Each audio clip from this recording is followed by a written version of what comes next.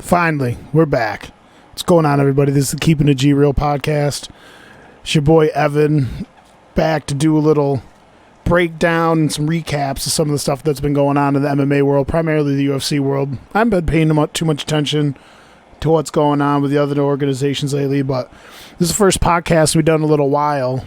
I've actually been having issues, like I alluded to, I think, on another episode, where I prefer doing these podcasts live, but I'm having issues where it keeps knocking me off the internet when I go live, and it makes me have to restart. So I had to edit and shave down and delete a couple older episodes, but I think until I figure it out, I'm just going to start pre-recording these and then just putting them onto all my accounts that hold my platform.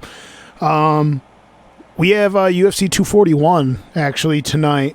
Big fight rematch between Stipe Miocic and Daniel Cormier, and then obviously the co-main event I think is what most people are looking forward to, which is Nate Diaz versus Anthony Pettis, which is a grudge match. It's a fight that's been long in the making.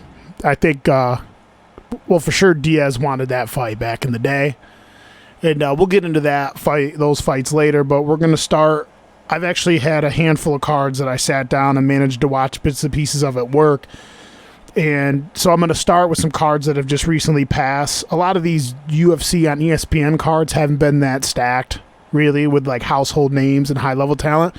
But you get to see a lot of young, up-and-coming fighters fight. And I actually wrote some notes down because I got to watch a couple guys I liked that are up-and-coming guys. I eventually want to make I want to do an episode where I take like maybe 10 to 15 up-and-coming prospects and guys that I think that have a potential to be like, top 10, like make some noise type guys or gals, and break them down and say why I think, they could have some potential, be special maybe someday, get in the title picture and things of that nature. But we're going to touch shortly on the last pay-per-view card, which was Max Holloway versus Frankie Edgar. That card wasn't that great.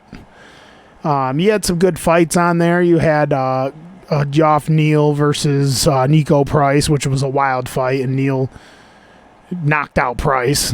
It was pretty brutal. You had Chris Cyborg versus Felicia Spencer, which, that fight was kind of annoying because Cyborg is a beast, no matter what people want to say about her. She fought Felicia Spencer, who's tough as nails, and she's just not as skilled as Cyborg, and she got her licks in on Cyborg, cut her open and stuff like that, but Cyborg, obviously, she clearly beat her, and they ended up talking more about how Felicia Spencer was this and that and all these other things, and they kind of glossed over the fact that Cyborg, won the fight and stuff like that. I mean, I would say Cyborg didn't look that great in that fight, but if she would have fought Nunes, if that Cyborg would have fought Nunes, she probably would have gotten smoked again. I just don't think Cyborg could beat Nunes. I really don't. Nunes is too good at this time. Actually, Olivier Aubameyang fought on this fight card, and he might be the most boring fighter in the history of fighting. I can't stand that dude. And then Max Holloway versus Frankie Edgar. There's not much I need to say about that. It was just a masterclass for Max Holloway. Just Frankie's, too short. He's got short limbs. He's ultra skilled, but like Max is just really good at using his range to actually move in and out on guys and land the shots he wants. At 145, I really don't think anyone beats Max. Supposedly Frankie's moving down to 135, and we'll see how that goes. I mean, at his age, I don't know if it's going to be really beneficial for him to be cutting all that weight, but supposedly he has no problem making it. You could make the argument that if Frankie Edgar was fighting 135 for most of his career, he probably could have held that belt for a while, especially the time frame in which he was at his top. When he was fighting at 155, not all of the best. They haven't crossed over. They didn't even cross over all the great lighter weight guys. Frankie Edgar was a 135er fighting dudes at 155. Gray Maynard, BJ Penn. Gray Maynard's huge at 155, and he had battles with Gray Maynard. Those were all-time great fights. Gray Maynard fucking fell off the train. You fucking blow air on Gray Maynard's chin, he hits the deck. But Yeah, I mean, don't really need to read too much into Max Holloway and Frankie. It was just a masterclass by Max. And what I found was interesting is I think there's a lot of respect there between both fighters. I don't think Max really looked to try to put Frankie away. I think he knew that he can keep Frankie, guessing all the time and on the end of his punches and, establishing a range that made it so Frankie really couldn't get in on anything. Frankie gave it his all. Testament to Frankie. He actually landed some good shots in that fight, but he doesn't have the punching power to knock a guy like Max out. So, moving on from that card, there's one fight in particular I want to talk about. We're going to go to UFC Fight Night on Fox, Newark, New Jersey. We're going to the Covington and the Lawler card. I think there's 3 fights that in particular I wanted to talk about on this card. And one of these guys is on my prospect watch. Joaquin Silva versus Nasrat Haqparast. I don't know if I'm saying that right. Haqparast. Haqparast is only 23 years old. If I made that list, that aforementioned list that I was talking about earlier, Haqparast would be on that list. So this fight was heavily contested on the feet between Haqparast and Silva. And it was interesting. Silva, this is 155 pounds. Silva's only 5'8", but he was jacked. Silva looked like he could have freaking fought at middleweight. That was like he was one of the biggest physique-wise welterweights I've ever seen. He's 5'8", but he's built like a tank. Joaquin Silva fights out of Brazil. Haqparast by way of Germany, but I think Haqparast, I could check. I think Haqparast is Middle Eastern. Trying to pull up his stuff here. So it says I'm pretty sure Haqparast is Middle Eastern, but it says he's from Hamburg, Germany. Haqparast is actually on a 3-fight win streak with, really impressive wins. He didn't get any knockouts in those 3 wins, but he beat Mark Chikadze in Gotti, is that how you say that? Very impressive by decisions. And then he just fought Joaquin Silva. And that fight was a battle. I actually took some notes. They threw the fuck down, but basically, the fight started out, and Silva really was pushing forward and was trying to take the center of the cage, and both men looked really good on their feet. The only problem was Silva's timing. He moved really well on his feet, but his actual timing and reactions to strikes were just a little bit behind the fluidity, the speed, and the timing of Haqparast. Silva did a really good job moving, and he was throwing some serious heat, but Haqparast was just a little bit more versed, a little more into his IQ for being in position. He was just always one step ahead of Silva. And he fights very patient, Haqparast. He's only 23. He fights with this patience where no matter what guys throw at him, like Silva was throwing bombs at him, and Haqparast was just slipping in, sliding, got really good defense, covering up, shelling, pivoting when he exits, throwing counter strikes back. He's a really good counter striker. He doesn't really, he'll pressure guys, but he uses his pressure to invoke strikes out of his opponent so he can counter off those opponent's strikes. And Silva worked off a stiff jab. Haqparast just kept timing the jab over and over again and following up with combinations. Both guys, again, were throwing heat in the fight.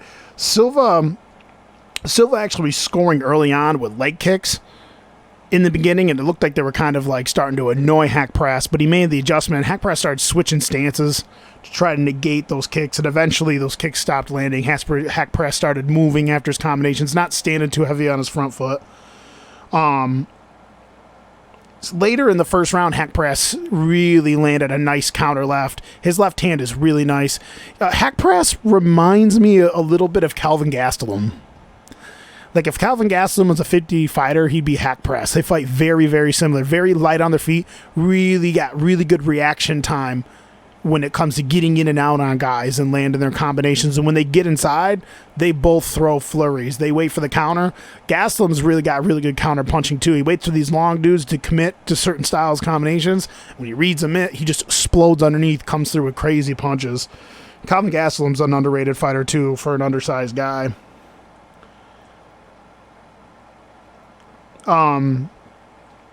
what's interesting about this fight was with all the leg kicks, and I gave the first round to Silva because Silva did a really good job outscoring Hack Press. Because, like I said, Hack Press is like really patient. Hack Press kind of let Silva get into his rhythm a little bit more, and he was scoring back, but he was so patient that he kind of just ate a lot of those leg kicks and just was looking to set up a knockout shot. But that pays off in the second round. Silva yet again comes out and pushes out the pace. In the second round, it was a serious chess match. Even though Silva was trying to push the pace and come forward, Hack Press kind of decided to wade in a little bit more and meet him halfway and really attempt to force more striking exchanges out of him. Where Hack Press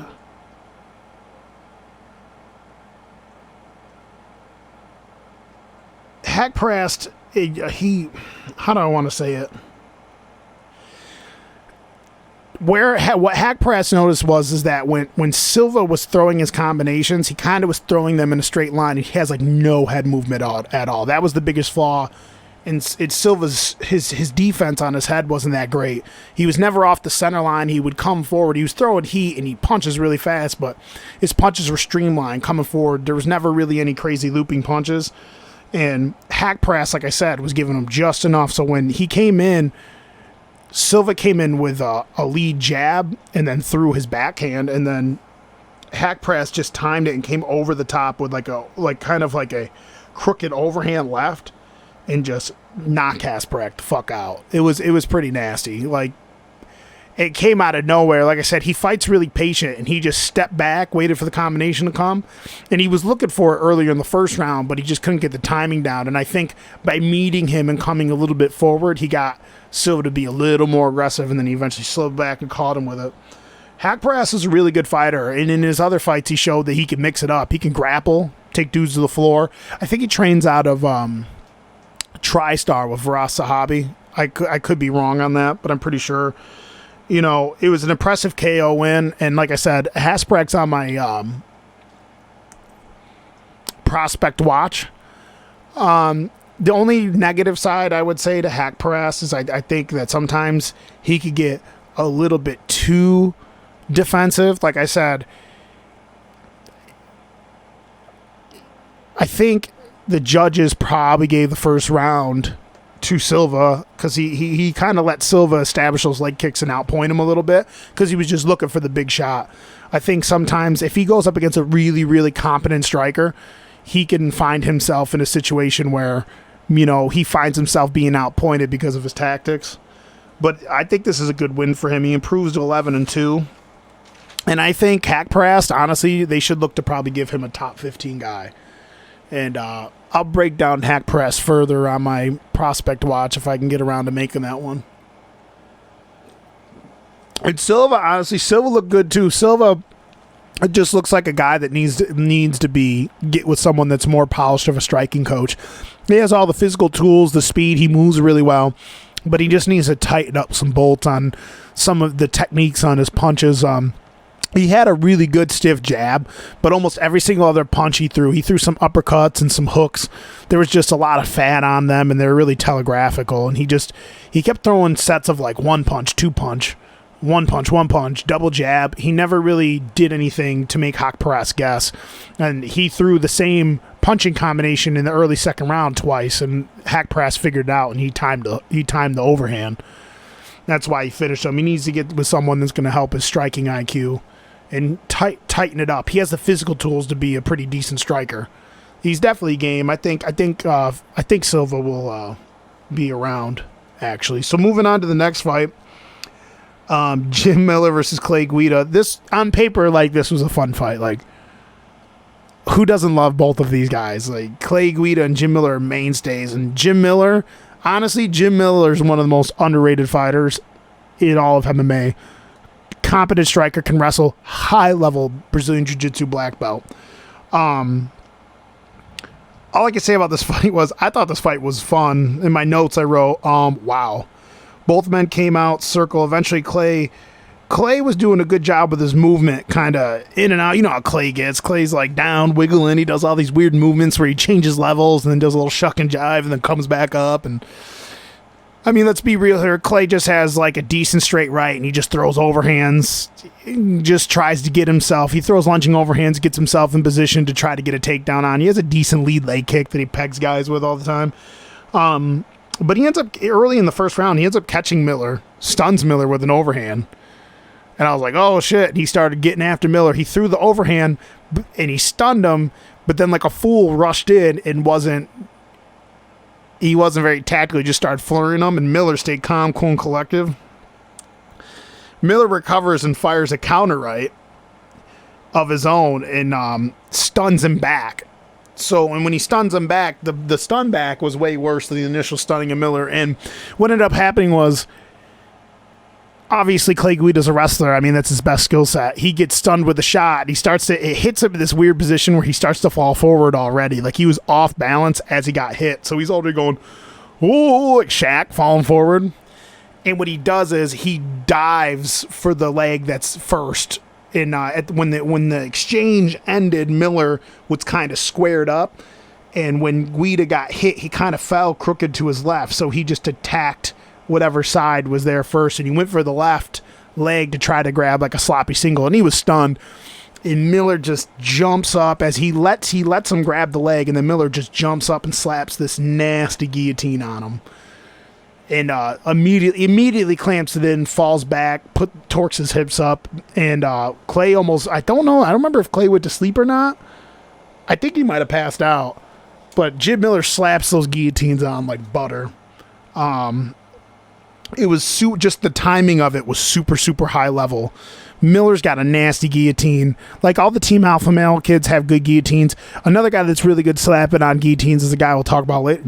Nate Diaz is nasty at slapping on guillotines. He's finished, I think, 3 fights in the UFC with guillotines from dudes trying to take him down. He just slaps them on. But Miller immediately stuffs a takedown, hops up, and slaps it on, uses momentum against him. It was just nasty. I give Miller an A+ for this win. He improves to 31-13, proving that he's still in the mix. I mean, I don't think Miller is going to be in a title fight, but my exterior notes were, I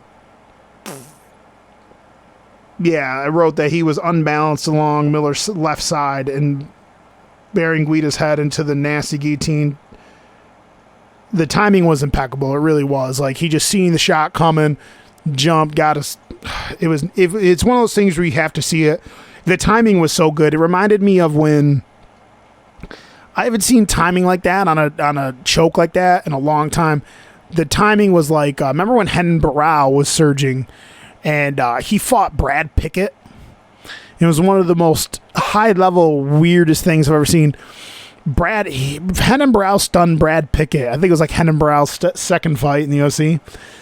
And Brad Pickett goes down, and he's almost in like bulldog position.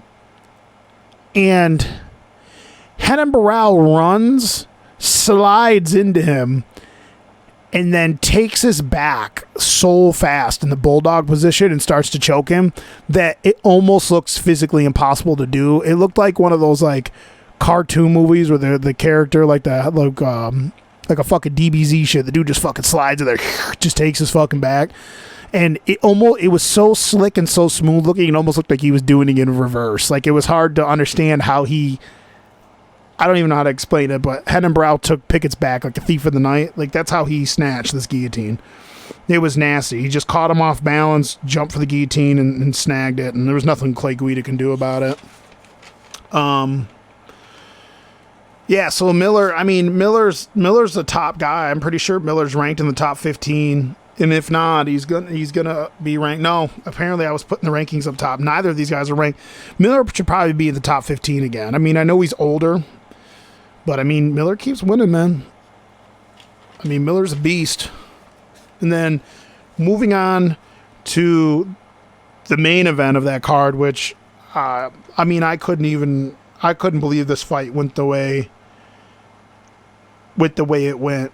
This fight actually teaches everyone a lesson about striking that I think people often forget. If I could pull it up.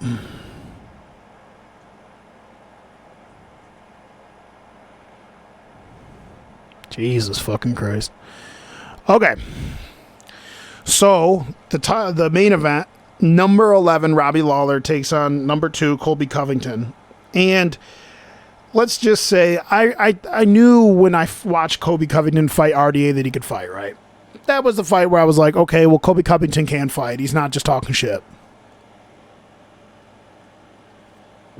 And I don't even want to get into all the fucking the haters out there that are like, Robbie Lawler got paid to throw the fight. Shut the fuck up, nerds. Why was Robbie Lawler doing all that weird movement and swinging his body back and forth and doing all this stuff? Well, as we go through here, I'm going to tell you why. For all you people out there that have never done rounds and rounds and striking with different styles of people and had another human being just come at you and not get tired the way Colby Covington does. If you haven't done extensive striking, you won't understand this basic rule and scenario. To start this fight out, in the first round, these two, they come out and they just start fucking slugging. You know, Robbie and him, they just start trading punches. Like, I want to say, like, the first 30 seconds, they were just going at it.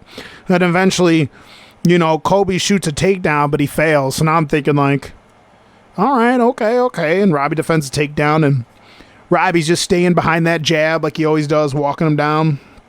And eventually, Colby works Robbie up against the fence, and then eventually it takes him down to the floor. And that's where Colby Covington's bread and butter was in this whole entire fight. People talk about the output, which we're going to get to, but there are a handful of guys that do a really, really, really good job at mixing everything together. The wrestling, you know, all styles of takedowns, jiu-jitsu, their striking.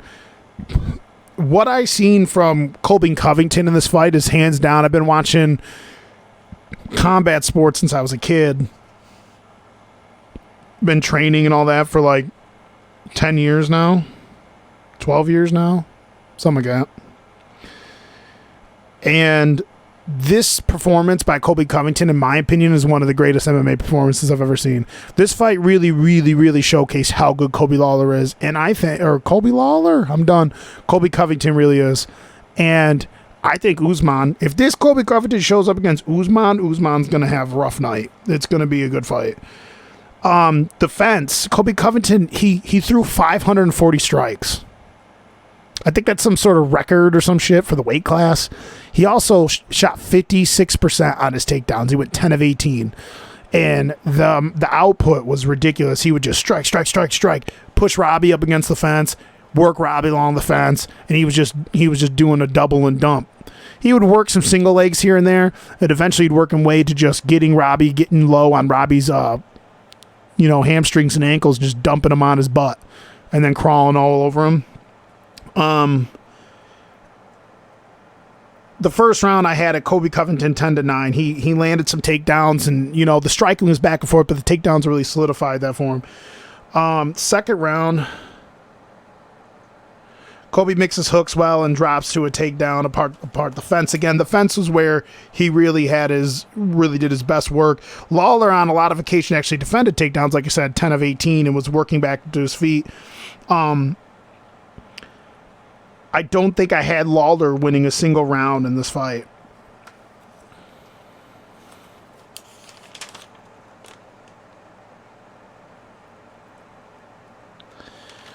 There was an interesting part in the third round. I wrote Lawler. The third round, Lawler stalks with jab, but Colby shoots a shot and lands short. Robbie Mays defends the cage.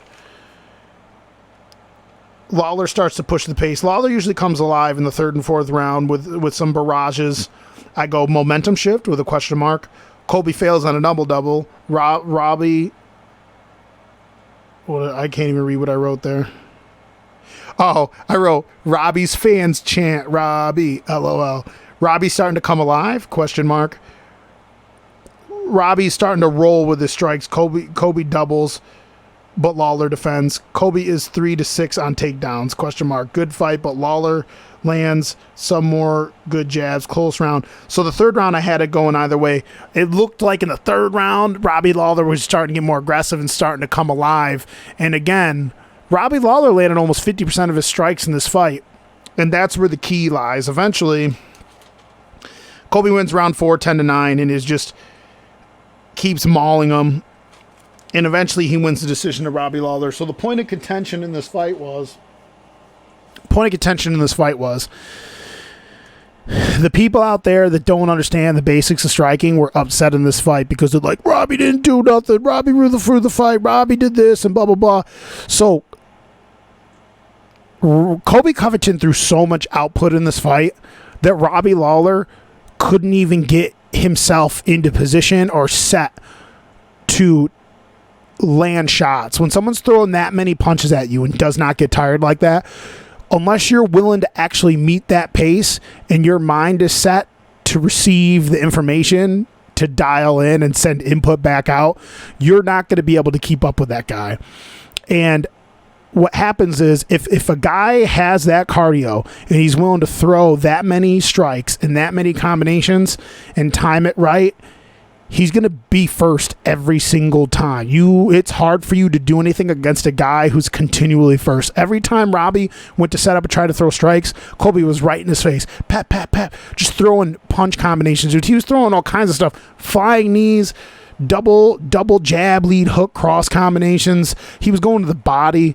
And the reason why Robbie Lawler's like flailing all back and forth and dodging and weaving and expending all this energy is because the only thing Robbie Lawler could do at that point when he realized he wasn't going to be able to out-tact Colby was to just try to look for a big shot. And that's why he was waving back and forth, because he couldn't traditionally set up any strikes. Every time he tried to initiate, Colby Covington was right in his face. Colby Covington was first. If you go to throw strikes at someone and they beat you to the punch, it's going to stifle your combinations. And if you don't have the gas tank to combo off those combinations, you're just going to get stifled every time.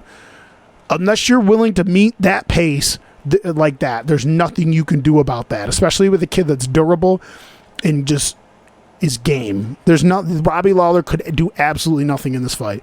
It was absolutely fantastic. Not to mention that Colby still had the gas tank to go 56% on his takedowns. Colby Covington's an animal. And it's striking 101. You have to change your tack. And Robbie Lawler, yeah, he's a one-punch knockout guy. But it's hard for you to set up your combinations, dude. For 5 rounds, when a guy does not get tired like that, if he's gonna put out that much output, he's gonna stifle your striking. It's gonna be tough no matter how good you are at striking. It's hard to deal with that output. It's the same reason why Diaz beat Conor the first time. And you can make an argument. A lot of people thought he beat him the second time. There's something to be said for being competent and in shape and coming and just throwing shots over and over and over and over again. It makes it so you can't get your timing down.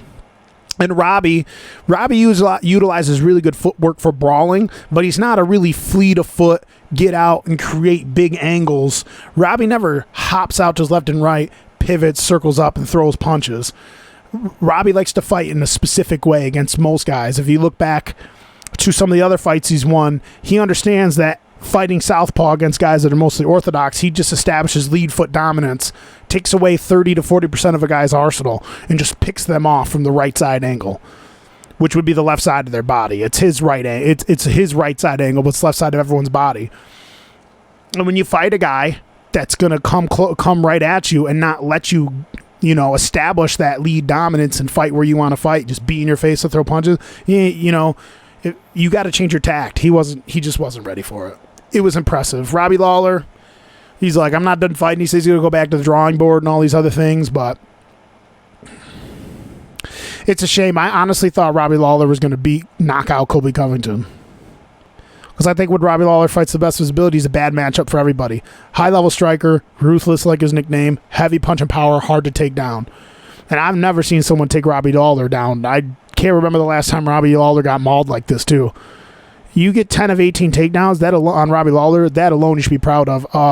What's his name couldn't even get takedowns on Robbie Lawler. Fucking fat boy, Johnny Hendricks. Johnny Hendricks couldn't even take down Robbie Lawler. Johnny Hendricks was taking everyone down and beating them up. So, big ups for Robbie Lawler, or big ups for Colby Covington. It's a shame. I wanted Robbie to win. I mean, I know everyone was rooting for Robbie, but, and in my closing notes for that, I go, this is a case of showing that if you have a gas tank and you can commit to being first in exchanges, you can rule a striking battle if your timing is right. Plus, Colby's mixing of the takedown away key to keeping Robbie's hands honest. Now that was the fight. The output, the threat of the takedown. On top of that, the threat of the takedown made it so. On top of that, Robbie couldn't even set up further. So it was just a masterclass. You know, it's similar. It's similar to like how everyone goes, Canelo Alvarez, just hit Floyd. I had a friend that was like, so I wasn't there, but I had a friend that was like supposed to be yelling at the TV screen. My other friends, just hit him. To the Floyd Mayweather fight because Floyd was making Alvarez look stupid. It's not as simple just reach out and hit him. In MMA, you got a guy like that who can mix that in and throw 500 plus strikes and not get tired. Good luck just fucking hitting him or stopping him. It's good. It's not going to be a fun night. So Robbie Lawler, he'll probably get another fight like with a guy in the top 10. I mean, I haven't looked at the state of the welterweight division, but there's a couple guys out there he could fight if he wants to keep fighting. I think Robbie Lawler's probably going to retire soon. I mean, I don't know how much money he's made off fighting, but the future is bright for Colby Covington. He's only 27 years old, so.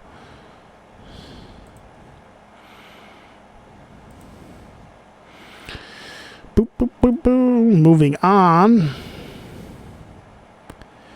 Sorry if I sound a little discombobulated. I haven't done a podcast forever. I wouldn't say I'm a little nervous, but I just haven't done one in a while. Just like. So, this again, we did this Fight Night Uruguay. It wasn't that good of a card. There was some fun fights on it, like Volkan Oezdemir ended up KOing Ilir Latifi. Volkan Oezdemir is another underrated fighter. A lot of these guys on this fight card were young. Mike Perry and Vicente Luque, that fight, they were in the run-ins for Fight of the Year. It was a decision. I wanted to talk about Mike Perry real quick because I'm a huge fan of Mike Perry. I know a lot of people get out there and they're like, he's dumb fuck and all this stuff, and people make fun of him, but Mike Perry can fight. The only problem with Mike Perry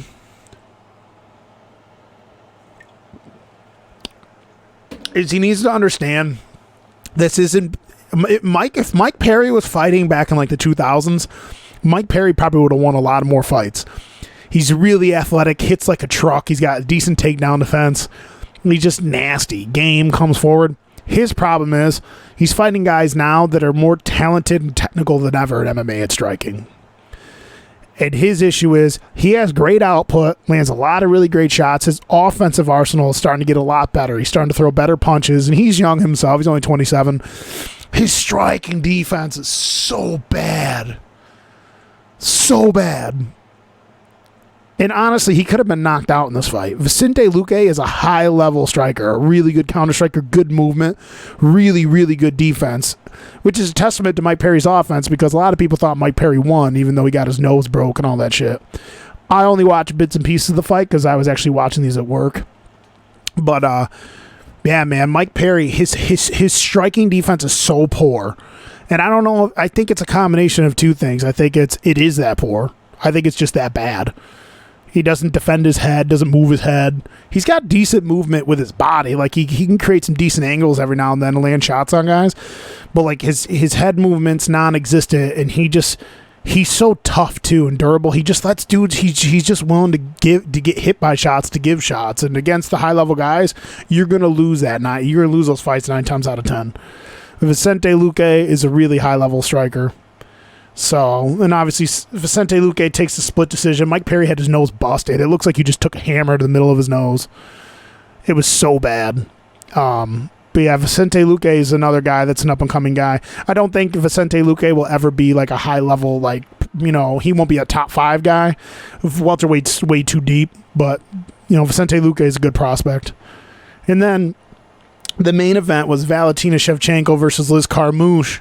And Valentina Shevchenko is one of my favorite fighters. She's my favorite female fighter of all time. I would pull up, see what this says. So, disclaimer, I did not know that Liz Carmouche was on like a 3 or 4 fight winning streak against top girls. Honestly, I'm going to be 100% honest, I didn't even know Liz Carmouche was fighting anymore.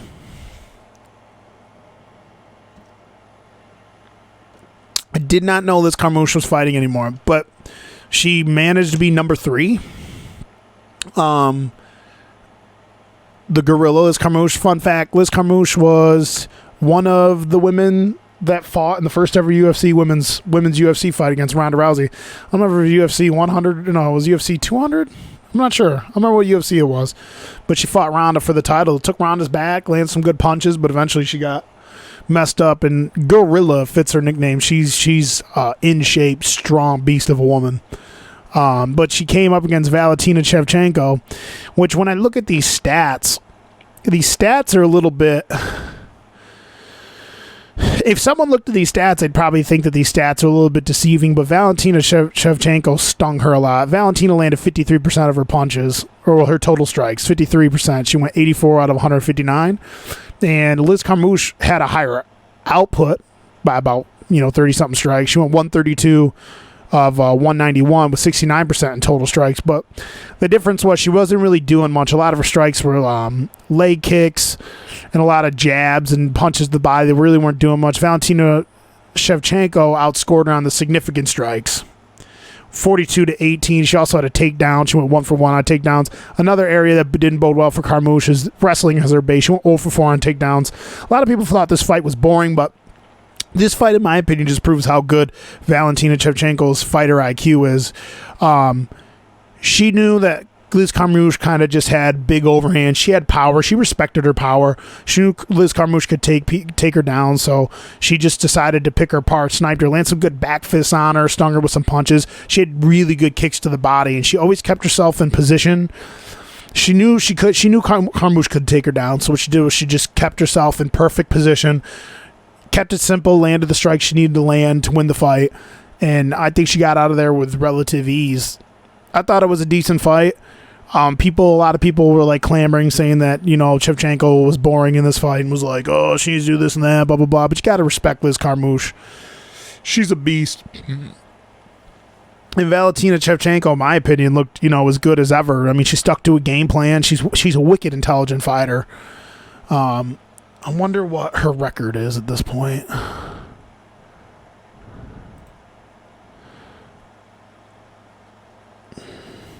She's 17-3. She had a 4-fight win streak. Got 5 wins by knockout. That's another thing. Her bread and butter is her striking, but she's got really good submissions too. So Valentina Shevchenko, first off, let's get this out of the way. She won one of those fights against Amanda Nunes. I can't remember which one it was, and they gave it to Amanda Nunes. That shit's garbage. That should be 1-1. But she beat Juliana Pena by armbar. Then she loses to Nunes. Then she goes on a 4-fight win streak. She beats Sakureya by submission again. She outclassed Joanna Jędrzejczyk, which that's the thing. She's a smart fighter against Joanna. Joanna brings it, and she outclassed Joanna. That was a fire fight. She showed she could do that. And then Jessica Ai, that was one of the most brutal knockouts of 2019. That head kick, like, people were fucking worried about Jessica Ai.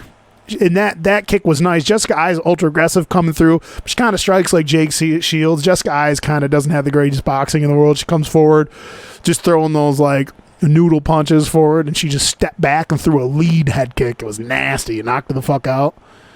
So she's on a 4-fight win streak. I don't really know who they're going to bring forward next. This is at 125 pounds. She's beating Joanna.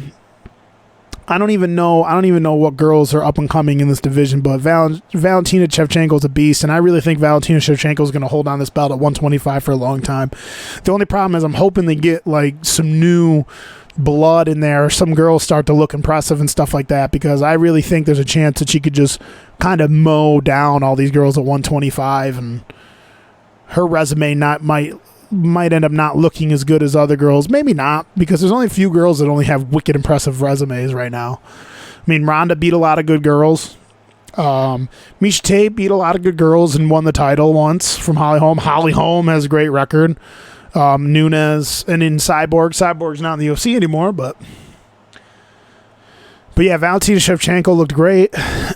And yeah, the cards weren't that great. That's pretty much what was going on recently. And what I really want to get into is the fight card for tonight, if I can find it. Let's go back.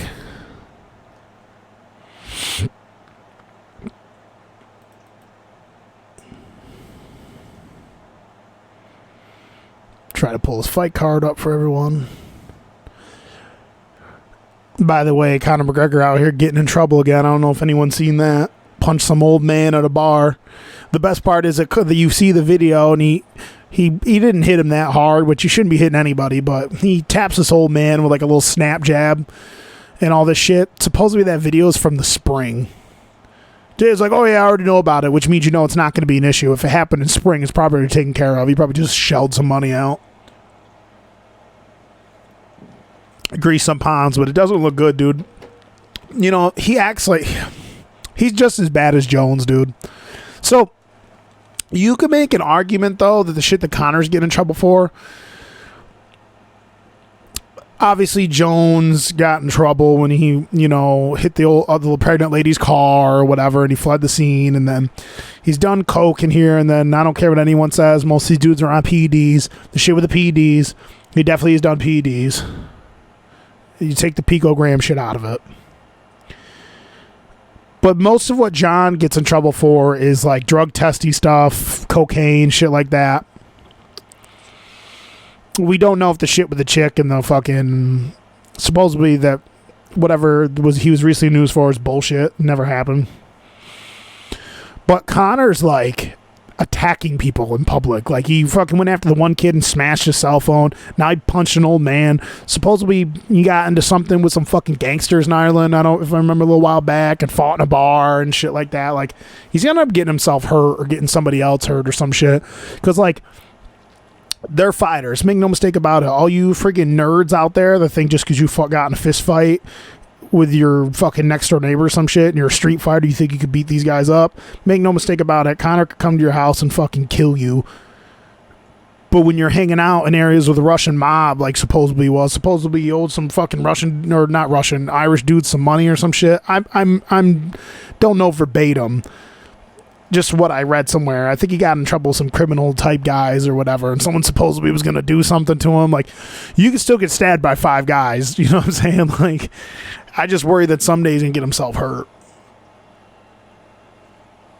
I'm just spitballing some news while I try to find this. Supposedly, what Conor's waiting to see what happens these next set of 55-pound fights to come back. Personally, if he does come back, I think he fights Nate Diaz. I really do. If Nate Diaz beats Anthony Pettis, I think that's what's next. So, I got the fights up now. Let's see. So there's a couple guys on here. There's actually a handful of fights on here where I've never seen any of these guys fight. Like I said, I watch some of these fights at work sometimes. A lot of the times. And I'm always walking back away from like my phone or my laptop or whatever working and stuff. So sometimes I miss some of these fights. But one of the fights, I'm looking at the prelims. The fight that I'm most interested in is this fight between Jakar Close and Christos Giagos. I don't know if that's how you say that name. God damn it. Okay. So Jakar Close, I actually am a big fan of Jakar Close. I want to say he's fought at 170 before, but he's fighting at 155 now. And he's 16-7 for the United States. Jakar Close. He's fighting Christos Giagos, the Spartan, and he fucking looks like a Spartan. He's built like one. They both are coming off a win. Giagos, I've never seen fight. He's 10-1. Let's go down a little bit. So both guys win mostly by TKO rather than submission. Giago, 18% submissions. Jakar Close has never won by submission. Significant strikes bode more well landed per minute for Jakar Close. I don't know. I think I've seen Giagos fight, but I love me some Jakar Close, dude. He does a really good job mixing it up. He's a really good clinch fighter, good striker. Really likes to push the pace. He's wicked game, mixes it up. He's got good boxing, really good leg kicks, and he likes to put dudes on the fence too and beat them up there. His striking defense is above 50%. He averages a little less in takedowns, but his takedown defense is really high, 70%. I like Jakar Close in this fight. I think I've seen Giagos fight once, but I think Jakar Close is a guy that's a decent prospect. I actually don't know how old Jakar Close is. Let's see. I want to say he's like 30. He's on a 2-fight win streak. He's got 4 wins by knockout. Yeah, he just fought. He lost to David Tamer, which was a really, really good fight. He lost by decision, but then he went on. David Tamer, by the way, is the take care of your underwears guy. That guy's fucking funny. But he has back-to-back wins over 2 really high-level fighters, dude. He fought Lando Venata, Kevin Carrier Jr., and then he fought Bobby Green, and he beat Bobby Green unanimously, which Bobby Green at one time was ranked in the top 10 for a while. I don't know what Bobby Green's deal is. I always liked Bobby Green. He's ranked in the top 10.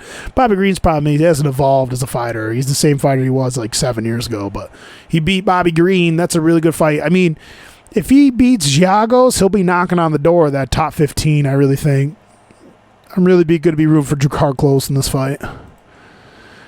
One thing I noticed is the ring card girls, they loved themselves some Kristaps Giagos. They're all like, I pay attention to that shit. They're all biting their lips and shit and talking. They're like, fuck, check Giagos out here slaying.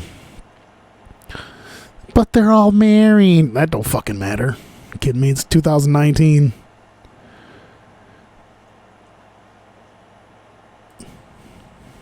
And then we got Rafael Assunção versus Corey Sandhagen. Corey Sandhagen's an interesting prospect. He's ranked number 9 now. He's actually flying up the ranks. Corey Sandhagen is a really well-rounded fighter. He can strike. He's got good jiu-jitsu. He's long.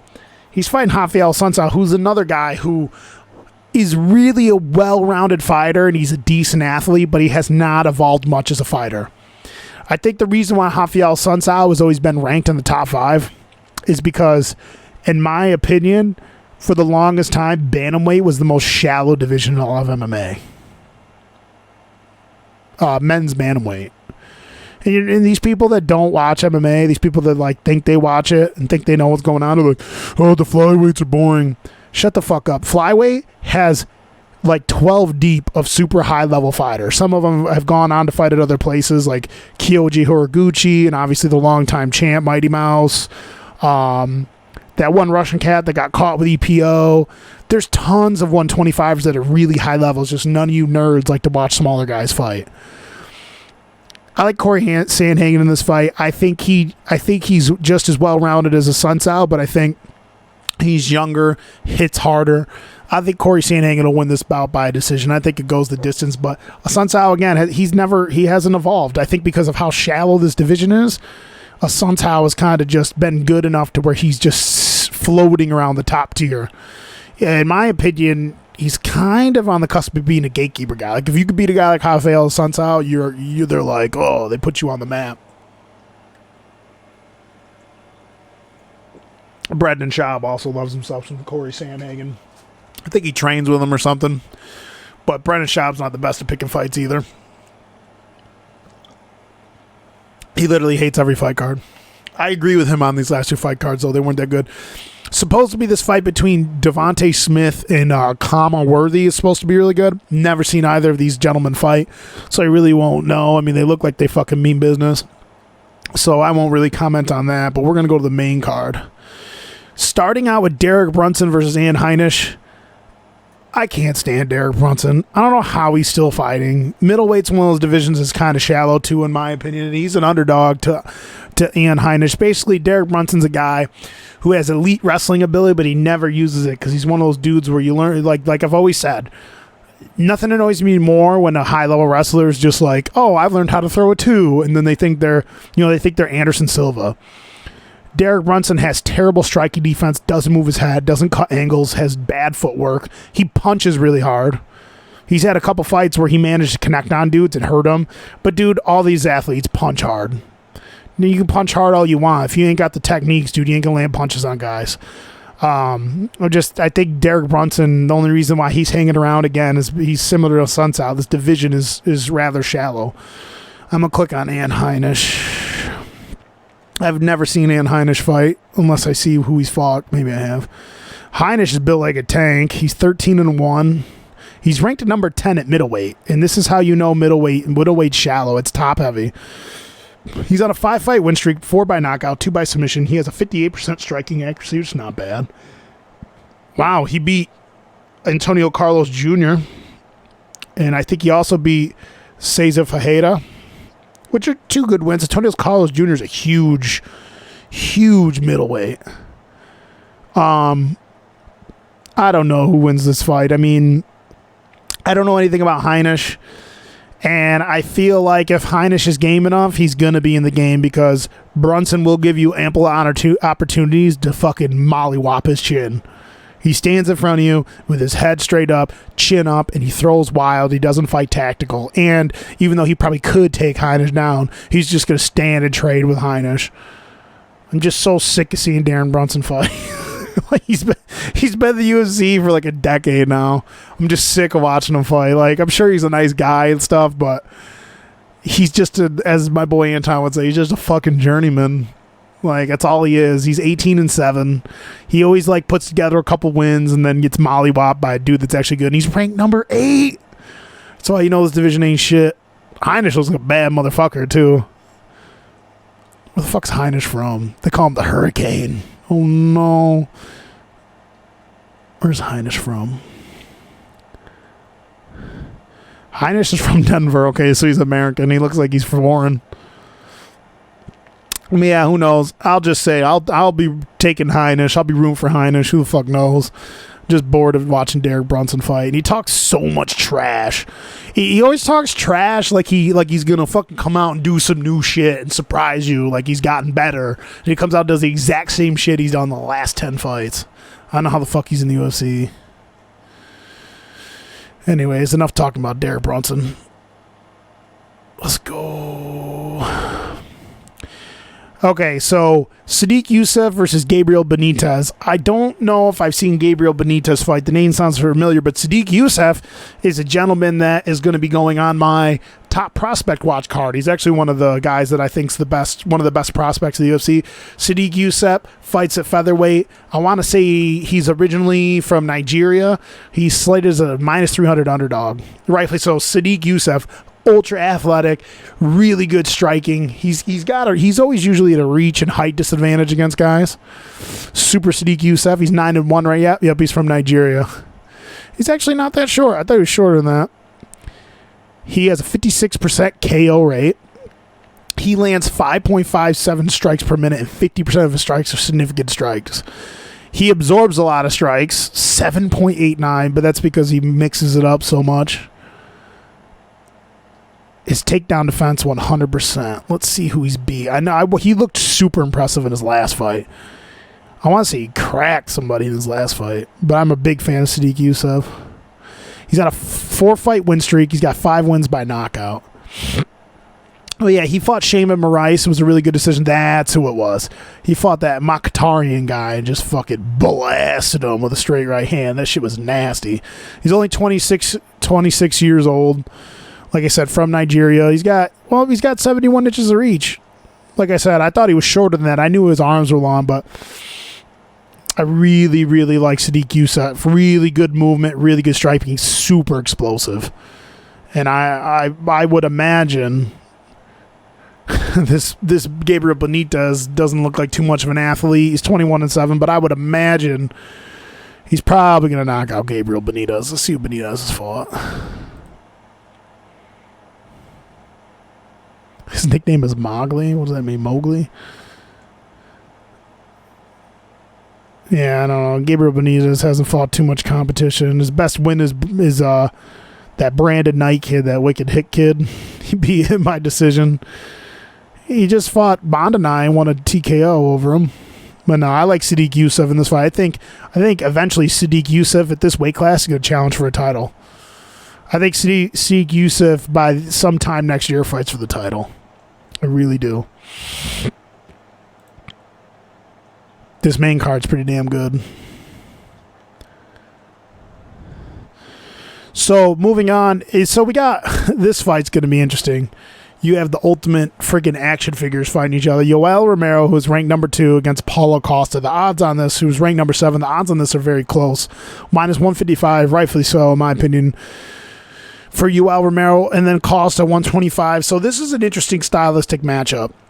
I know a lot more about these fighters than a lot of the other guys. So for me, the big elephant in the room is Yoel Romero is he going to decide to actually grapple? I think Yoel Romero can win this fight in any way he chooses. But Paulo Costa's a battle tank. Paulo Costa, high guard, comes forward and just fucking throws heat on his punches. He's big, fast, strong, explosive. He comes forward and he's a pretty boy and shit, but dude, he bites down on his mouthpiece and just throws bombs, and they're fast. They're not like, there's not as much fat in them as you would think. It's not like the way heavyweight throws bombs. He comes at you with a wide array of hooks, uppercuts. He's just a beast. He likes to walk dudes down and get up against the fence and just bomb on them. That's what he does. He just bombs. We haven't seen what Paulo Costa's grappling looks like. We haven't seen him take dudes down much, but I like Yoel Romero in this fight if he decides to fight well-rounded. I think Paulo Costa, he doesn't use much actual footwork. He doesn't cut angles. Like I said, he just tries to walk you forward and cut you off and get you against the fence. A lot of his fights end up him just throwing Chuck Liddell combinations at you when you're cornered. Yoel Romero's got really good movement. He's highly athletic. Look for Yoel Romero to chop up his lead leg. Yoel Romero has really good leg kicks. He does those stomps to the knee that I can't stand. He's got really good stomps, really good leg kicks, calf kicks. He's got a decent teep kick, even though he doesn't use it all the time. I like Yoel Romero in this fight over Paulo Costa. I think Costa, in his mind and in his approach, fights way too one-dimensional. Like I said, linear. He kind of reminds me of Renan Barão's fighting style. If Barão was a middleweight, that he has every tool in the kitchen sink, but he has no tactics behind it. He just comes forward, bites down on his mouthpiece, straight line, DBC style, just throw everything at you. And it's a 3-round fight, which I think Yoel Romero has shown. He does tire later, but he's shown he can go 5 rounds. I think it bodes well for both guys, but even more so for Yoel Romero. Honestly, I look for Yoel Romero to try, if Paulo Costa tries to put this on the fence, you look for Yoel Romero to utilize that and keep him on the fence and try to tire him out. If I was Yoel Romero, I'd try to get him on the fence, tire him out, try to take him down. No, but make no mistake about it, Yoel Romero could explode at any moment and knock Costa out. Costa's reckless. And guys that come at Romero reckless have shown time and time again, if you're not defending, Yoel Romero will put you out. Yoel Romero has put a lot of dudes out that are not coming correct with their defense. Fucking Rockhold. Rockhold was landing really good strikes. Rockhold can't defend himself to save his life. When he exploded Rockhold, he fucking knocked him into a stratosphere. Let's see. Let's see his last set of fights. I don't think Romero has fought since he fought, what's his name there? Champ. Whitaker. Yeah, he hasn't fought since he fought Whitaker. So let's see. So yeah, against Rockhold, you can make the argument that Rockhold was winning the fight, right? And I was like, ooh, because I'm a Rockhold fan. But dude, Rockhold relaxed his defense is bad already, but he relaxed for like 1 second. And Romero just exploded on him with that crazy punch. That might have been the worst Rockhold knockout he's ever sustained. I mean, he's sustained three really bad ones, but he exploded on Chris Weidman with that flying knee. And then obviously he lost the 2 fights to Whitaker, but I mean, you can't be mad at losing the fights to Whitaker. He exploded on the Lyoto Machida, knocked him out. So I really think that if Pablo Costa comes forward like a madman, I think he might be in trouble in this fight. And Yoel Romero is one of the best fighters in the UFC. I just wish he would mix in his takedowns a lot more. When he first got in the UFC, he took guys down a lot more often. He's coming off a loss. Costa's coming off a win. Costa's talking a lot of shit, too. Like DC says, be careful what you ask for. Because, Romero's a fucking scary man. He's a bad motherfucker. Reach advantage goes to Romero, even though he doesn't use his reach, in my opinion, the greatest. He likes to lunge in and explode. He actually doesn't use his reach advantage. He doesn't use it to set stuff up and keep people at bay. He'll kind of play long so he can jump in on crazy shots, but I think Paulo Costa might get himself fucked up in this fight if he doesn't come correct. I don't know why his nickname is the Eraser either. I don't know, it's a terrible nickname. Pablo Costa's got a 92% TKO rate, but Romero's got an 85% TKO rate. Let's see what his takedown defense is. Costa's takedown defense is 81%. It's actually higher than Romero's. But yeah, I like Yoel Romero in this fight. Costa's young. Pretty sure Costa's in his 20s. He needs some more experience. He's 12-0. He's undefeated, but I think this is where his O goes. I think this is where his O goes. I think Romero beats his... I say Romero gets a knockout in the second round. That's what I say. Give him a little time to figure out Costa, catch him. I think he knocks Costa out. He can go model for Abercrombie and Fitch or some shit. And that puts Romero right back in the mix. He's ranked number 3. Puts Romero right back in the mix for another title shot. Who wouldn't like to see, and then, like, obviously he's fought Whitaker twice, but who would, if Adesanya beats Whitaker, I would love to see Adesanya versus Yoel Romero. That would be wild. And moving on to probably the fan favorite fight, which is Anthony Pettis versus Nate Diaz. So I've been watching, like, the background and the lead up to this and all the videos they've been making and the promos, and Nate Diaz supposedly has wanted to fight Anthony Pettis for a really long time, calling him the Wheatie Box guy, and there's a little bit of resentment, and it's not really Anthony Pettis' fault. You can't be upset with the time Pettis was just beating everybody they put in front of him. And you can't really blame Pettis for it, but Nate Diaz is like, oh, he's the Wheatie Box guy. I've been doing this shit for like 10 years. The Wheatie Box guy, I just like, what's up? What are we doing? And all this stuff. Like, there's a little resentment from Nate Diaz. He's been wanting to fight him, thinking that, like, he's better than Anthony, and supposedly they cancel him back and forth and all stuff. Well, 5 years later, they get to fight. Both guys look like they're in great shape. I watched the weigh-ins. Pettis looks like he's in great shape. Pettis has turned his career around, man. He went on a streak where he won, like, I want to say 7 fights in a row. High-level striker, great jiu-jitsu artist. Not the best wrestler, but he's shown at times he can wrestle. But his jiu-jitsu game, especially off his back, is just so goddamn good. When you're that good at jiu-jitsu off your back, it's just way, guys are way more comfortable to throw their strikes, and Pettis is just one of the most high-level strikers in the UFC. Underrated punching power, because he normally uses his punches to set up his kicks, but when you watch that fight against Wonderboy, he fucking mashed freaking Stephen Thompson with that weird Superman punch. It was kind of a funky Superman punch. It was like Superman overhand. Dude, he separated Wonderboy from his fucking senses. That was at 170 pounds. Wonderboy's not the smallest welterweight. Diaz obviously coming in. You know what Diaz brings? Diaz brings that high level MMA boxing, great endurance, great cardio, like high level grappling, top game and bottom game. He can work you against the fence. Not the best at takedowns. He's not the best at defending takedowns either, but I don't think this fight goes to the floor. I would love to see this fight go to the floor. Both guys have nasty jiu-jitsu. I think Anthony Pettis' jiu-jitsu is a little more snappy, a little more well-rounded. I think he gets submissions from all over the place, where Nate mostly looks for like guillotines and triangles. But I think Pettis' athleticism and his jiu-jitsu is a little more snappy. He can get all kinds of stuff. Arm bars from odd angles, submissions, rear naked chokes, all kinds of stuff, leg locks. But I think this fight contested on the feet. I like Pettis in this fight. I mean, I'd like to see Nate keep winning, but if we're being honest, I think this fight gets contested on the feet. I think Anthony Pettis has a sizable power advantage in this fight, and for me, power is not the most important part of MMA. I think power is a little bit overvalued because a lot of these dudes can take hits, especially at this weight, and you have to be skilled enough to land punches.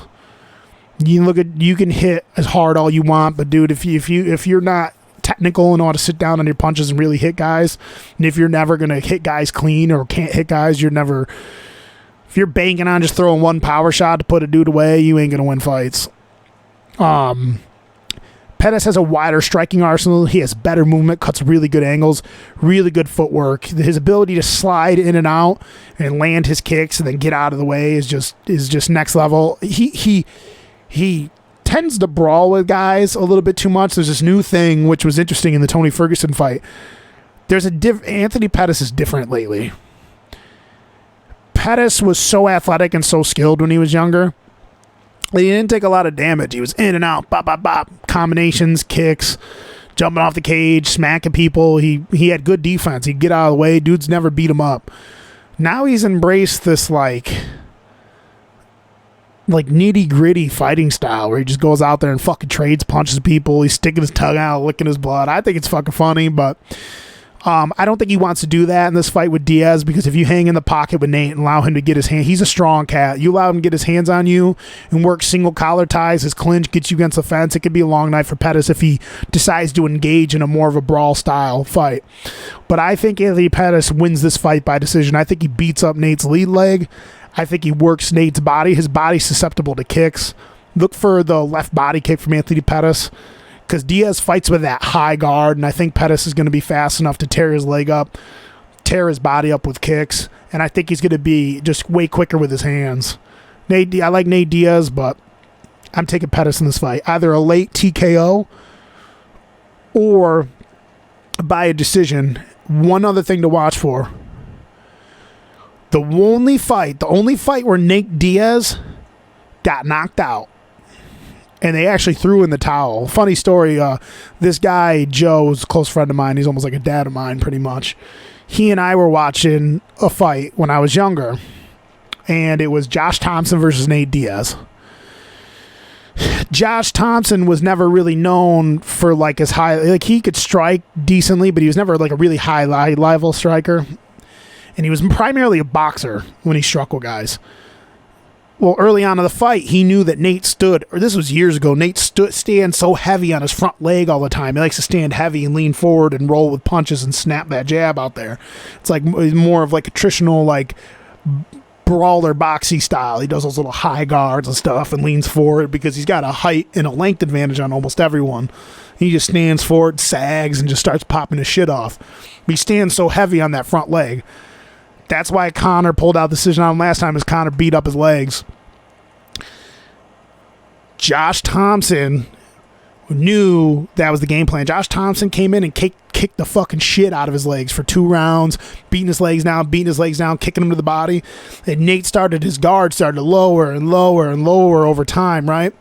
And then eventually in the 3rd round, Josh Thompson was throwing kicks to the leg, and then he faked a shot in on that a single leg, in on that lead leg that he was kicking, and it made it so Diaz put his guard all the way down, and instead of shooting fully for the takedown, when he seen the guard came down, he just slid to his right away from the lead leg, stepped all the way to the outside, and came up with his left leg, or it would be his right leg, and came up with his right leg and kicked Nate Diaz in the head and fucking hurt him so bad. Had him on the floor, was blasting him. And before it actually happened, Joe's like, I got a question.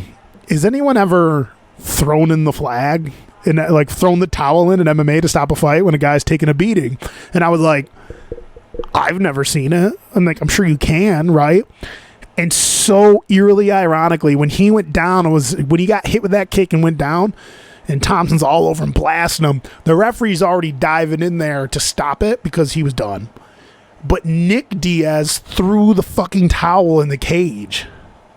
He threw in the towel because he knew his brother was hurt, and Joe and I just looked at each other like, what the fuck? Like, that just really happened?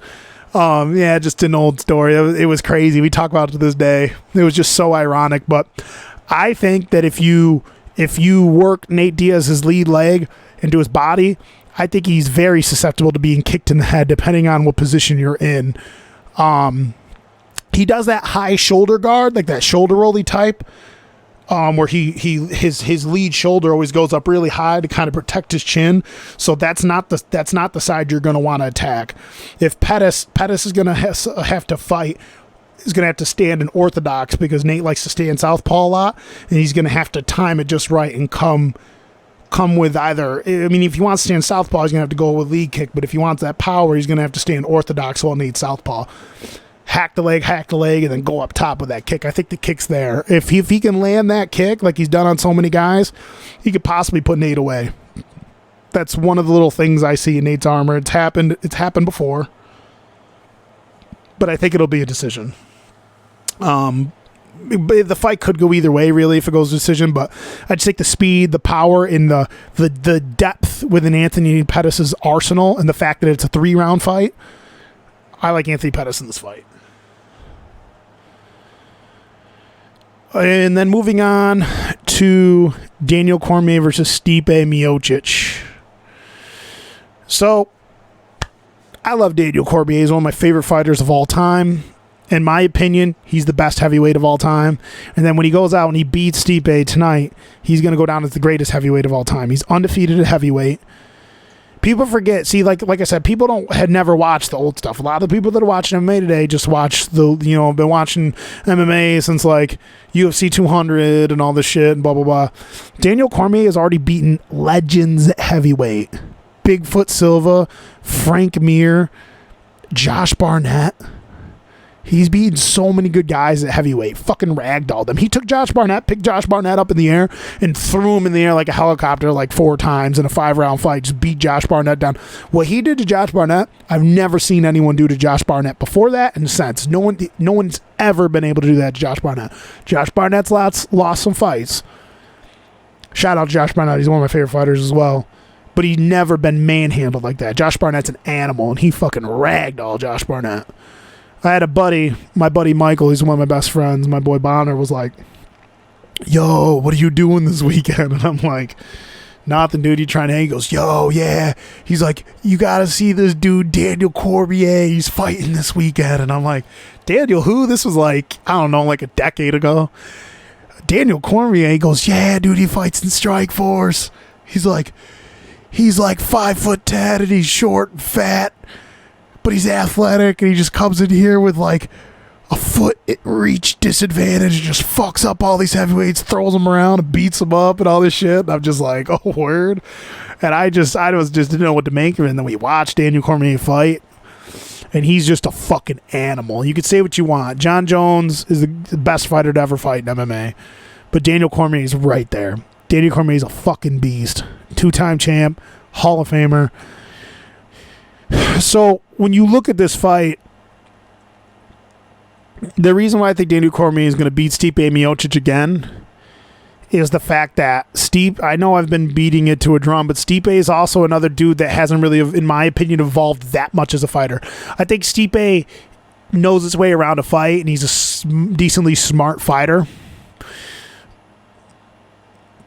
He does what he does very well, but anyone that's high enough level is going to understand what he does and what he does well, and the ways in which he meticulously goes about fighting in every fight. It's mostly similar, except for the fight where he fought Verdum and was like backpedaling and knocked Verdum out with that punch going backwards. Every other fight he fights the same. Stipe's got decent defense. He comes forward, and he kind of reminds me of the Klitschko's. Stipe only throws when he's at striking distance. He only throws like the same set of combinations. He'll throw a double jab. He'll throw a 1-2. Sometimes he'll just throw the straight up 2. He'll throw a hook every now and then. But his striking combinations are stock. He's got a decent leg kick when he wants to pull it out and use it. I've seen him use it on guys like a low calf kick. But he kind of plots forward and fights in a straight line. He's so tough, and he tries to physically impose himself on you. He's got good endurance. He's got really good stamina, and he comes forward. But it's easy to time a dude and get inside on him and tie him up with your underhooks and your collar ties when he's just going to throw straight punches at you at all times. You know, the straight punches are the most effective punches, but he throws the same combinations over and over again. That's why Daniel Cormier, if you really watch that, Stipe was just coming with the 1-1, the 1-2, the 2, and eventually Daniel Cormier was just like, okay, every time he threw a jab, Daniel Cormier came over the top with his own 1-2, which were nasty 1-2s. He would time Stipe's jab, and what DC would do is he'd time it, slide over the top with his own jab to get. He would hit, but it would get Stipe to move his head, and DC would gauge on the fly and then just throw that two right behind it over the top as like a crooked two. And he was just timing that off the jab. So he was just timing his punch, over the top, over the top, and eventually started to really hurt him. And then if you wanted to get in close, he would just time Stipe's two. Every time he would let Stipe throw the jab at him, DC put his hands out and just like kind of fap it down. Then the two would come behind that, and then DC would just do this funky little slide underneath it, and he would get an underhook with whatever his lead hand is. So Stipe comes over the top with his right hand. Daniel would come underneath it and either put his hand over the top of his neck or come and slide under and get a single hook and then convert it into a double tie or go around the back and neck single collar tie, uppercuts, shots to the body. And when you're doing rapid succession of the same strikes like that all the time, it's easy for guys to gauge, especially a guy that's as intelligent as Daniel Cormier is. He's such a smart fighter. And he just worked Stipe. He did a really good job timing Stipe's punches, cutting Stipe off, moving in positions that he needed to be without taking that much damage, putting himself in position where he could cut off and make the distance factor not a non-factor and step inside and land his shots. And eventually, I mean, you can say what you want. He definitely, that one eye poke, or he flicked him, he really flicked out there, and it was a blatant poke in my opinion. But I don't think that's not why Stipe lost the fight. Stipe lost the fight because he's predictable. He doesn't move well defensively. DC knew that he could time his punches, get inside, and that Stipe's not good in the clinch.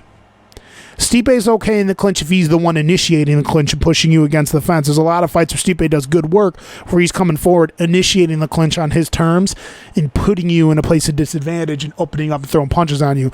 But Stipe is not good at all when a guy initiates the clinch on him and throws strikes on him in the clinch. Like he didn't do a good job defending any of Daniel's strikes inside. He just decided to go single collar with him and try to strike back instead of pushing his hands through and trying to negate Cormier's posture. When a guy tries to clinch you up with the tie clinch, you immediately need to break a guy's posture with his arms in his clinch. When they reach through the back of your head, you need to be fighting through those hooks to the back of his head, pushing his face. You can't let him get control of your head. And Stipe was just letting Daniel get a control of his head. Not in most of the time.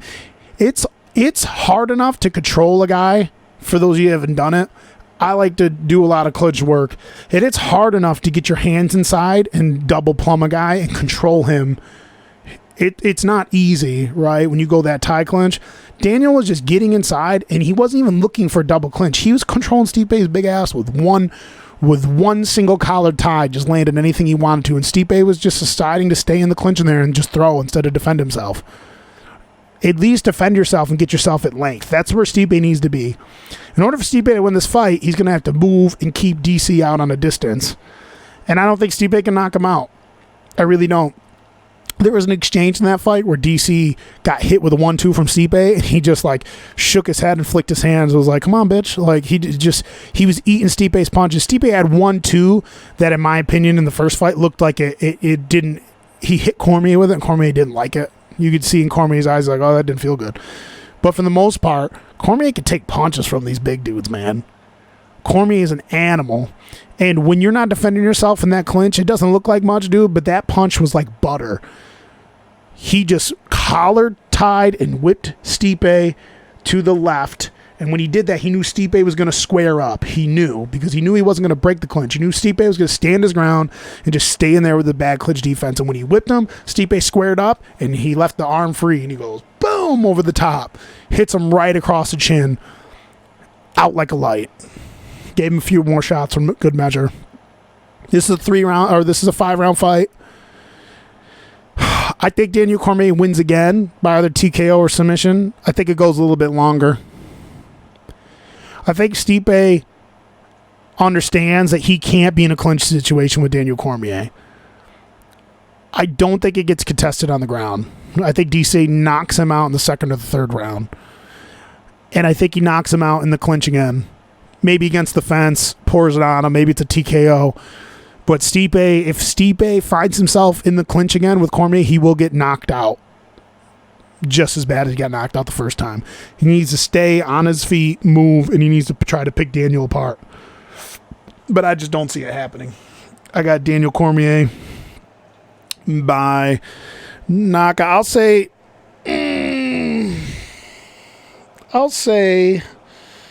a third round knockout by Daniel Cormier. Again, I mean, I like Stipe. Stipe is a good guy, but like, I did get a little bit annoyed. And I agree with what DC said. Like, Stipe's almost acting like the belt still is. Like, he like didn't get fucked up in the last fight. You know, it's like he almost sounds like a little bit whiny, which annoys me. But I mean, I get it. He cares so much about this thing. He said he cares more about beating Daniel Cormier than getting his belt back. Shit like that. But I mean, Stipe is one of the best heavyweights of all time too. I mean, he's defended it the most. I mean, you know, Stipe's a beast. But I just think there's levels to it, and Daniel Cormier is just at a way higher level. So yeah, that's the breakdown for this main card. Like I said, no one cares about Derek Brunson. I don't even know why I talked about him. And let's see if there's any MMA news.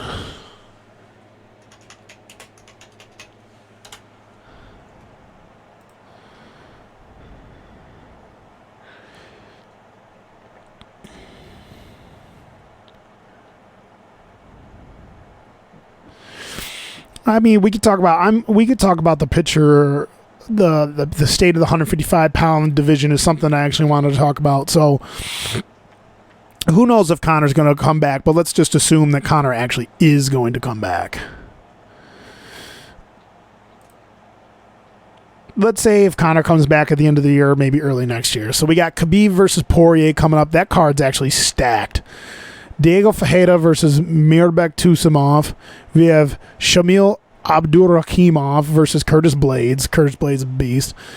And then one of the more underrated young prospects, he's ranked 15th now, rightfully so, is Khabib's boy, Islam Makhachev versus David Ramos.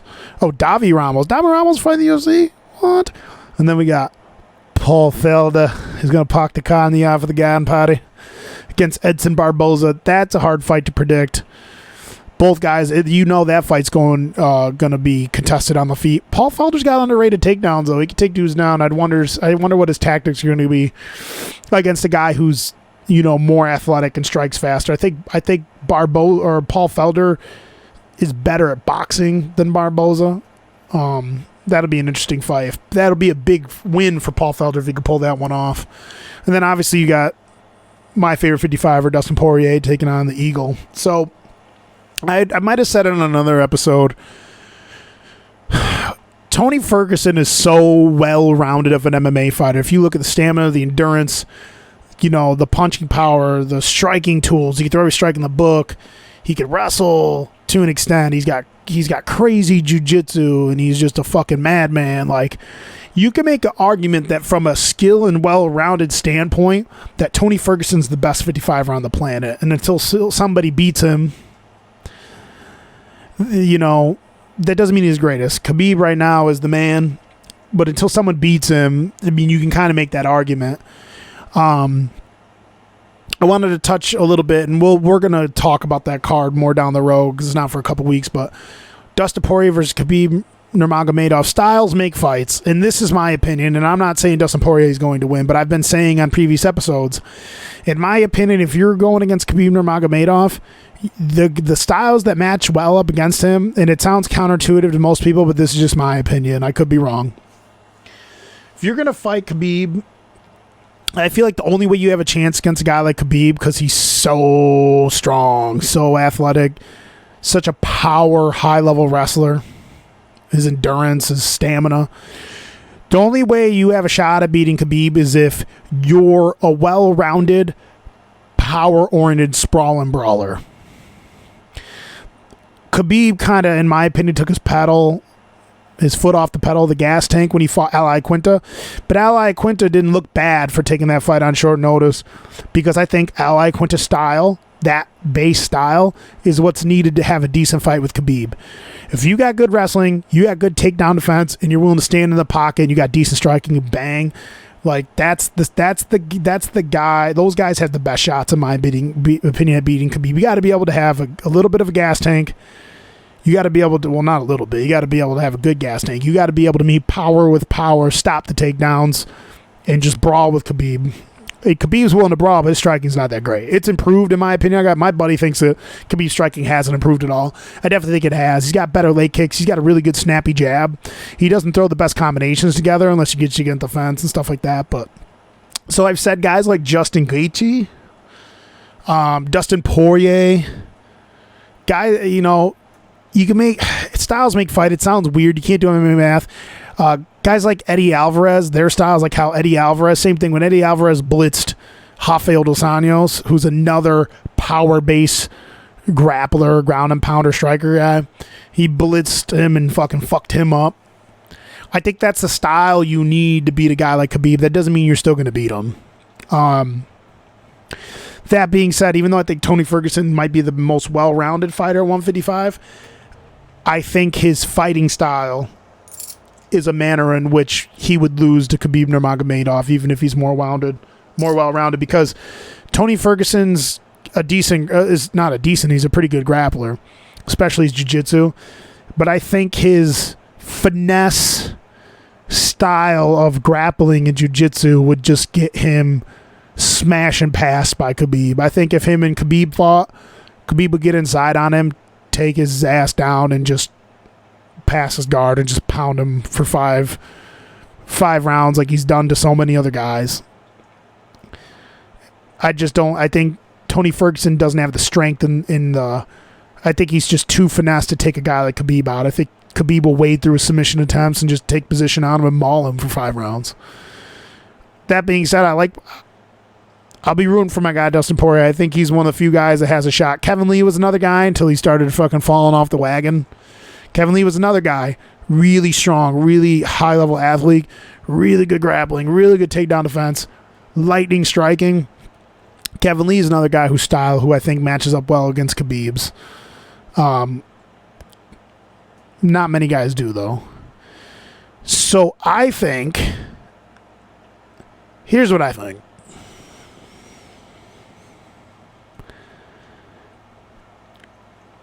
I think that they'd be more... First off, if Khabib loses to Dustin Poirier, I think they'll do a rematch. Khabib's never lost a fight ever, even against Bears. I think if Dustin Poirier wins, they'll do a rematch. I think if Khabib beats Dustin Poirier, I think they should do Tony Ferguson, but they might slide Conor back in there. I think they want to see what happens in the Pettis... I think they want to see what happens in the Pettis what happens in the Pettis fight and the Diaz fight is what's going to hinge on if Conor comes back soon or not. Because I think they think that Conor could beat both of those guys.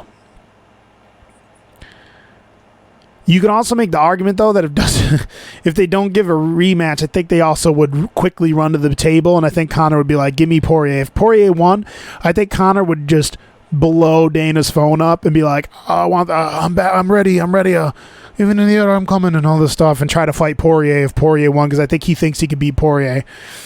Be careful what you wish for. I know he smoked Poirier at 145, but Poirier is a 100% different fighter at 155. His whole style has changed up. So I think he would bang the table. He'd rather fight Dustin Poirier than fight Khabib Nurmagomedov. But who knows if Pettis even wants to go down at 155 or not. You also have Jorge Masvidal out there. I think Jorge Masvidal versus Conor McGregor will sell a lot. I also think both guys can win that fight. If Conor comes in shape, comes correct, Conor can win that fight. That fight will be mostly contested on the feet. And either of those guys can knock each other out. I think they need to, if Conor really wants to come back and make a run, I think he needs to fight someone. I think he needs to fight someone else first. I think that fight would look a little more competitive at Khabib if his mind was in it and he was in shape, unlike last time. He wasn't in shape last time. But I still think Khabib would win. I think Conor needs a tune-up fight. Problem is with that, rumors are Conor refuses to fight on any fight card that's not a pay-per-view, and he refuses to be a co-main event. But I think if he wants a fight, if they end up not doing him versus Khabib, or if his next fight's not for the title, he's got to do a co-main event on a big card. It's still gonna fucking sell. I think if he does fight again, I think he fights Pettis or Diaz, whoever wins that fight. I think the amount of money that you will make will force either guy to go back down to 155 and fight Conor. I think he loses again to Khabib. Honestly, I think he could lose to Dustin Poirier if they fought a second time. But I think if Poirier wins, like I said, he's going to be banging the table to try to fight Poirier, because I think he thinks that he's going to hop right back in there and smash Poirier again. Let's see what else we got. Yoel Romero shuts down potential matchup with John Jones. He says, forget about it. Yeah, I would too. John Jones blasts Chael Sonnen over recent remarks. Kat Zingano got released by the UFC. I was always a big Kat Zingano fan. It's a shame. That was a girl that had a lot of potential. She had a lot of shit going on in her personal life. No, I'm not going to go into and stuff like that, but that was always another girl who always had potential. I always think to myself, I wonder what the Ronda Rousey fight would look like if she didn't run forward like a nerd and throw that flying knee, because she was just mad. And Ronda just immediately took her down and choked her, like submitted her. It was just trash. Let's see what other fight cards we got coming up.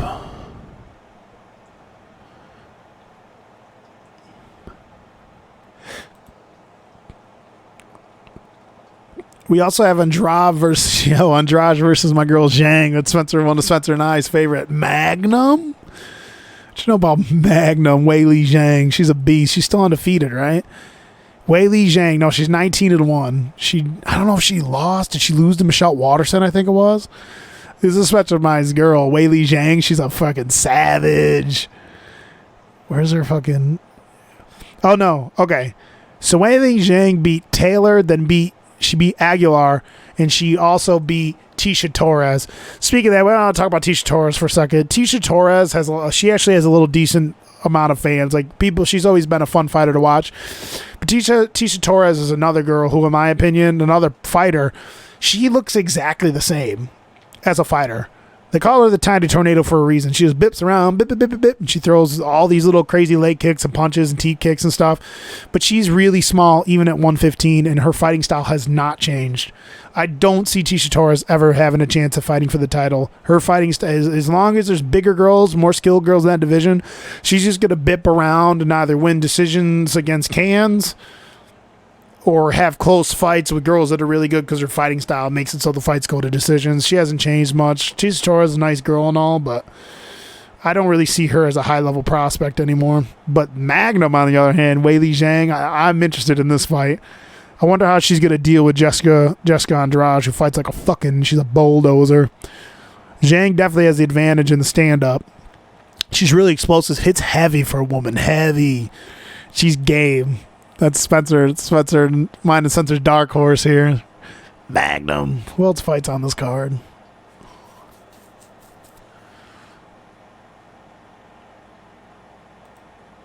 Go back.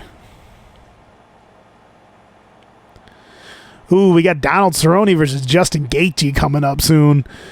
That'll be a crazy one. So that fight, in my opinion, that fight can go one of two ways. It's either Gaethje just walks Cowboy down and just beats on him because Cowboy can't fight backing up for some reason, or Cowboy meets him halfway, is able to take some shots, manages to land like a head kick or something, because Gaethje's 100% susceptible to getting kicked to the noggin because he has no striking defense. Not that he can't have it, he just doesn't. That fight will be wild. Yair Rodriguez is finally nutting up and fighting somebody again versus Jeremy Stevens. That'll be a fun fight. We obviously got Whitaker versus Adesanya coming up. Ooh. Michelle Waterson versus Joanna Jędrzejczyk. That'll be a wild fight. Michelle Waterson, very underrated. But yeah, we got a lot of actually good fight cards coming up here and there. I know some of these will just be, look, I mean, the UFC has to put out so many UFC fight nights and on ESPN Plus and all this stuff. So, like, there's going to be some, with the new format, there's going to be some hit and miss cards. But I'm really looking forward to tonight's fight card. Like I said, my picks for tonight, we're actually all going out to Wild Wings. my picks for tonight are, I'm going with Ian Heinisch, even though I haven't seen him fight because I can't stand Derek Brunson. He finds a way to lose against guys all the time. I like Youssef by KO over Gabriel Benitez. I like Yoel Romero by KO over Paulo Costa. I like Anthony Pettis by decision against Nate Diaz. And then I like Cormier over Stipe by knockout. And tomorrow, if everything goes to plan, after the fights, I'm going to have my boy Andy J back. I think for like the second or the third time maybe. And we're going to break down how the fights went and what we thought and who the guys should probably fight next and where they stand and things of that nature. And then we're also going to do a breakdown for the upcoming football season. And I think that's going to be, if I keep doing this, I think that's going to be Andy J's and mine thing, because Andy J really loves himself some football. I'm not in love with football as much as I used to be. Like, it's not really, it used to be like a religious thing for me, but I still love to watch it, and I know a lot about it. We're going to break it down. We're going to go division by division, talk about how the teams have improved, what we think the teams' records are going to be, what teams we think at a glance are going to make the playoffs, our early predictions. And then maybe halfway through the season, EJ and I will come back, and we'll talk about, if our picks were projecting properly and stuff. This could be an exciting football season. A lot of really young prospects, especially on the defensive side of the football. A lot of young, really good defenders, linebackers, defensive linemen, defensive backs. It's a couple, sleeper defensive players here and there. Another position that I think is kind of underrated this year, there's like 14 wide receivers went in the first 2 rounds. Some exciting players across the board. I think running backs can be a little shallow. You got the kid out at Oakland that's probably going to get some starting reps. But Andy J and I are going to break it all down and try to be unbiased as we can. I mean, Andy J is going to pick the Titans to go fucking 17-0 somehow, even though there's only 16 games of football season. Mariota's going to throw 45 touchdowns, all that stuff. But yeah, so we'll get on that probably tomorrow evening, and I'll post this one up for you guys. Feels good to get back and get on here. Like I said, I haven't done one in a while, so sorry if this one sounds like a little bit disjointed or slow or whatever, but I'm really trying to force myself to make it a point because I've been having fun. I think we're at like 20, when I post this, 25 or 26 episodes. They say the average podcast only makes it to 13, so I mean, we're doing okay. I would have liked to get more out this summer, but I worked a lot and was, hanging out with friends and family. But hopefully now that the fall is going to be coming, we're going to be inside more. I'm going to start pumping these ones out. Hopefully at some point I hope to have the D's on. Have Anton back on. Big Kyle to do some video game talk, because at the end of the year there's going to be some new conferences for video games. I have Big Kyle back on at some point. Chop it up, see how he's doing. And then on my Facebook page, thank you very much for all the likes and the followers on the Facebook page, and I've been trying to promote it and get it out to as many people as I can. I'm going to try to put up a poll. Hopefully people have been listening to the past episodes, because we've had some really hilarious episodes. I've had Anton on multiple times. I've had Darren on, my brother, my buddy Big Kyle. We've had all kinds of different characters on. Andy J, my boy Cody. And we try to keep it funny. I love how I kind of feel a little weird doing it alone. I've only done like 3 episodes by myself, but regardless, I'm trying to get myself out of the comfort zone to actually put more out alone. Try to do one at least once a week, maybe. But yeah, thanks again for all the followers. I think I got like 100 followers or something on my Facebook page. So I'm going to post this one to YouTube, and then I'm going to post it to the Facebook wall. If anyone can give me any feedback, I'm trying to figure out how to put all the other ones on the Facebook wall, so you don't have to go to YouTube to find them if you don't want to. Obviously, you can find me on YouTube at The Big Piece. This podcast, again, is called the Keeping It G Real podcast. You can also find me at Twitch at The Big Piece, and obviously the Keeping It G Real Facebook page. Go over there and give us a like if you can, and I'll be looking to hear from any feedback. I'm going to put up a post for Guest of the Year. So reach out to me on Facebook too if you want to come on. If you think you have anything interesting you want to talk about, there's nothing that's off limits. We like to talk about everything: life, video games, the fights, all kinds of other sports. So if you really feel like you'd like to come on and chop it up, I'm open to having everybody on. We can talk about anything as long as it's not contentious and no one's arguing. All that stuff. This is where you come to have real conversations, with normal, good people. So yeah, just let me know if anyone wants to come on. Just post that. You can post right on the Facebook wall, and we'll holler at you tomorrow. Have a good day.